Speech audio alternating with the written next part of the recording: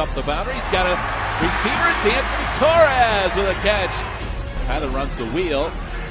Anthony Torres lays out, and did he make the catch? He did. Wow.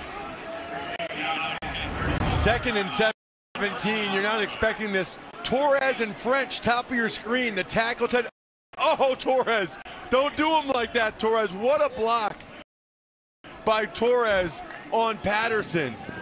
Welcome to Mind Academy Sports, where we help athletes learn the connection between their mind and performance. We are here with Anthony Torres, and he is the starting tight end for Western Michigan University. How you doing today? I'm doing well. How are you doing? Good. I just want to ask a few questions about how it felt going through the process of mind training or mental training before you actually hit competition. But before I do that, I kind of want to figure out how you felt last year when you were actually in the game. So last year was kind of a weird season being COVID. Right. It was a 6-game season. And for me, this was going to be my first season really playing. My freshman year, I redshirted. Sophomore year, I had a injury that took me out of the season. And so this year was my first year playing. So going into it, I was kind of anxious in a way. And I had that fear of failure because I felt like this is my first chance of actually like proving myself, so I couldn't mess up. And out there playing, I just felt like I was not being myself. I was being robotic, trying to just be perfect rather than playing the game. So last year it was just difficult for me to like really be comfortable out there. So how does it feel when you're robotic? Does it feel like you can't naturally do what you're supposed to do and just go out there and play the game? Yeah, I couldn't just be myself and play who I was. And I was in a different role than I'm used to being in. I played a role where I was blocking a lot more. And I feel like my biggest strength is I can be a threat in the pass game. But with that being said, I had to learn how to adapt to that situation. So for me, I just thought too much about the process, really. Right.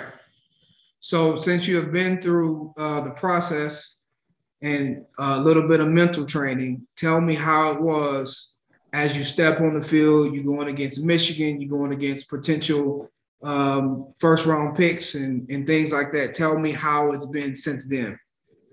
Going into Michigan, that was the first game of the season.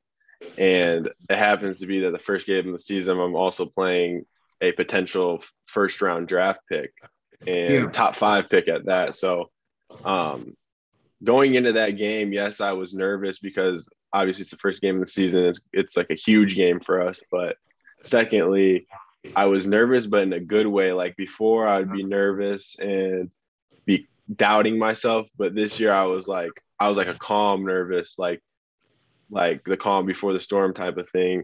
I was confident. I had the mindset of like I'm just going to go out there and play. I'm not thinking about performance.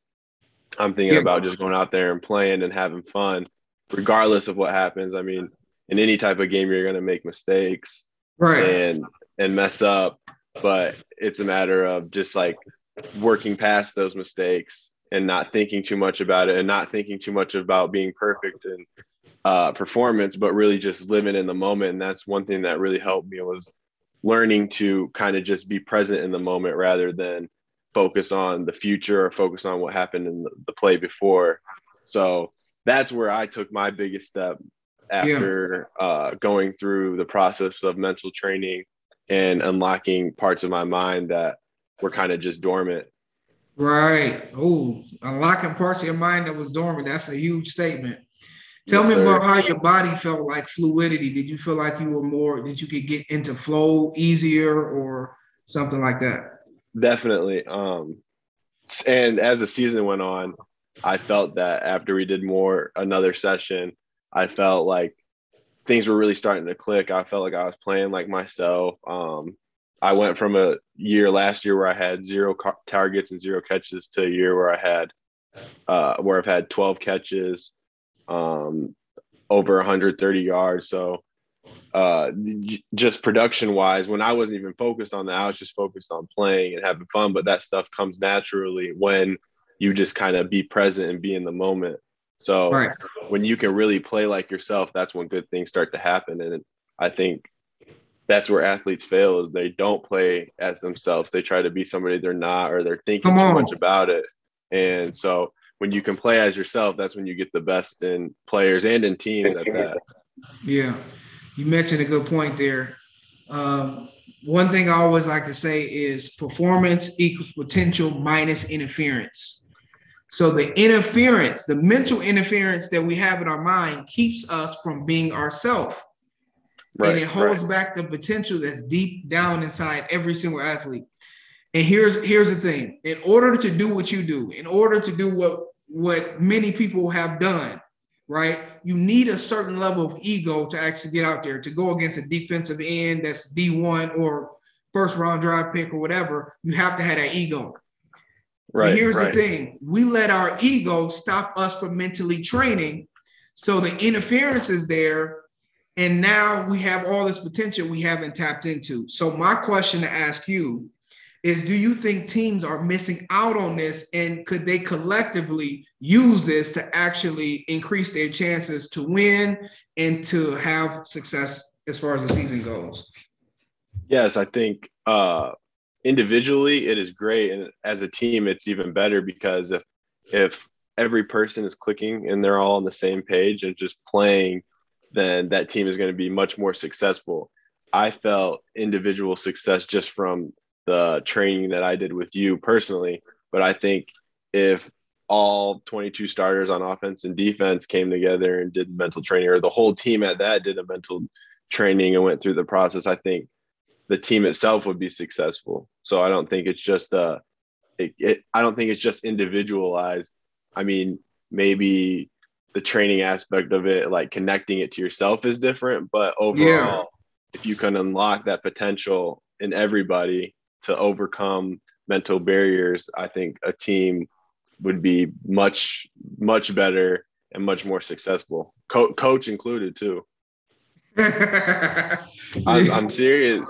I'm serious though. Like, even from a coaching standpoint, you know, sometimes there's doubts about play calls or making decisions, but if you have that confidence, I don't think you got to be able to steel yourself in the midst of pressure too, you know? Right, like, exactly.